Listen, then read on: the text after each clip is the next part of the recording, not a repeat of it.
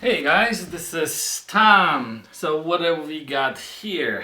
Today I want to talk about these ultra open or ultra large aperture lenses, like the 85mm 1.2, 50mm 1.4. Sorry, I don't have 1.2.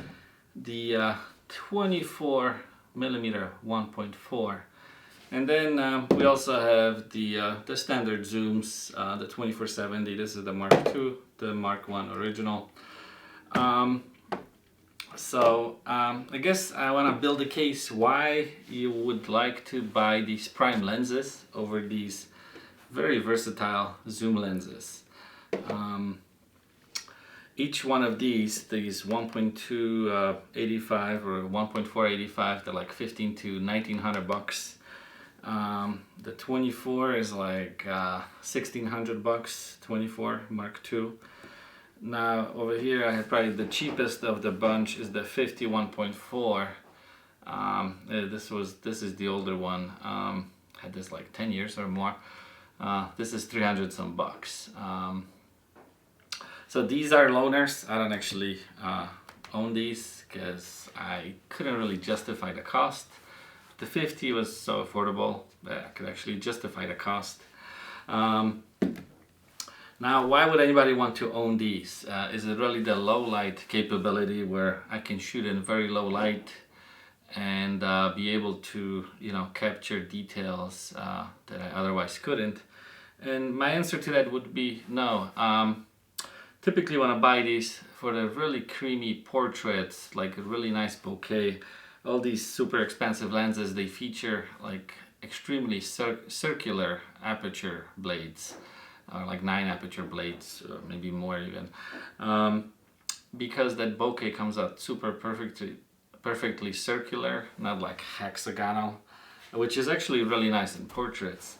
The image quality when they're wide open is not the greatest. Neither one of them. I mean, you get a lot of purple fringing or chromatic aberrations.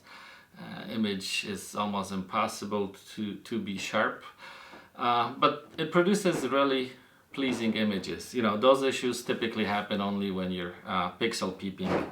So I could still say that a lens like this, I would definitely want to own it. It's not a lens I'll use every day. Probably a lot more versatile is the 24 actually.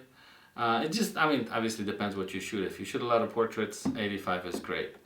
Now, I was definitely able to create some amazing images with this 85 or the 24 or 50, and that I wouldn't be able to create with these zooms because they don't go down below 2.8. And at about f2, these start to get really sharp, and at 2.8, they're extremely sharp. Whereas this wide open at f2.8 is not that sharp. Now, it is extremely cumbersome to carry these extra lenses. So you do have to be greatly dedicated to, to actually want to shoot with these lenses or have specific purpose in your mind.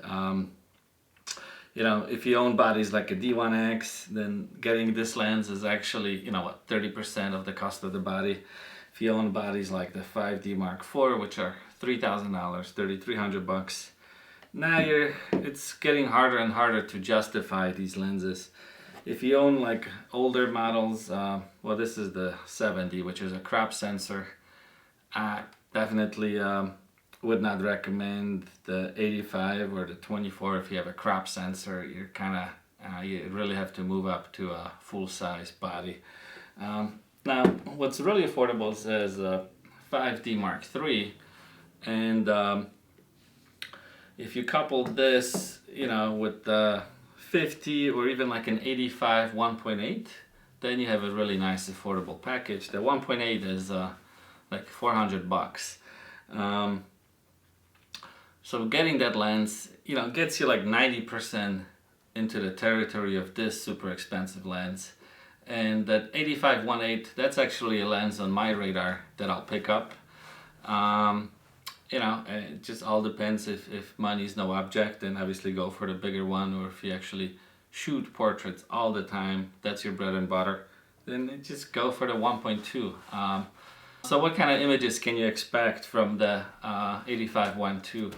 I mean, you can shoot in complete darkness almost, and step down at 1.2, high ISO. You can pull out details you would not ever be able to pull out.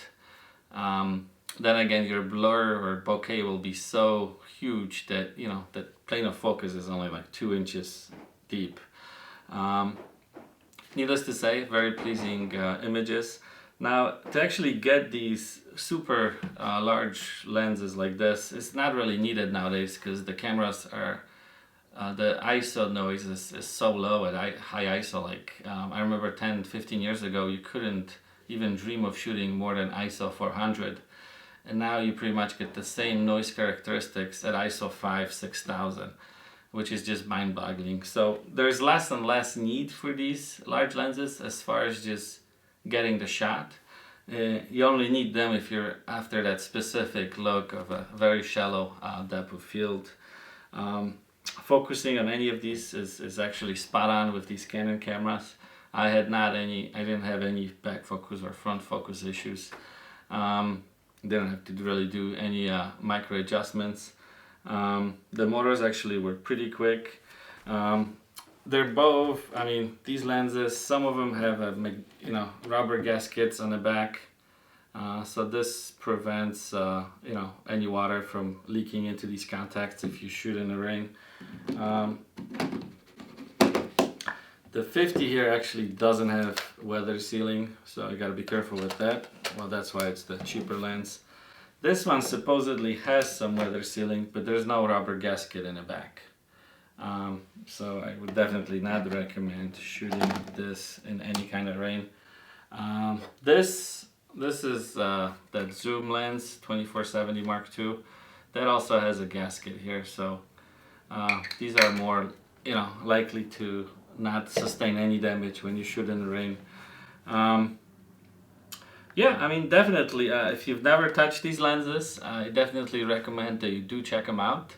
Now, with these cameras approaching ridiculous amounts of megapixels, it's possible that you could shoot like an event with only 2 lenses, and I think I mentioned this before in other videos.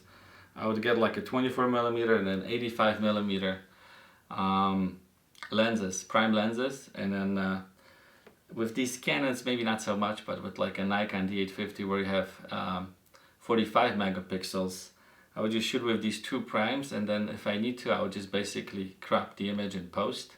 As you deliver images to your clients, I would say, depending on the client obviously, but you probably don't need to deliver more than 12 megapixels for 90% or whatever of their needs, especially if it's web or printing, anything, at 300 dpi, anything smaller than, anything bigger than like an 8x10 letter size.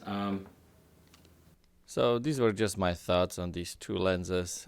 They're excellent lenses, and actually after recording this video I had a chance to check out the 85 1.4 with the stabilizer, and that is a much improved design over the 1.2. You lose a little bit of the light gathering, but you gain better optics and stabilization. So obviously, yeah, I would recommend the 1.4 with the stabilizer. And also the 24 is an amazing lens. So yeah, that's it. Those were my thoughts on these 2 lenses. Thank you so much for watching.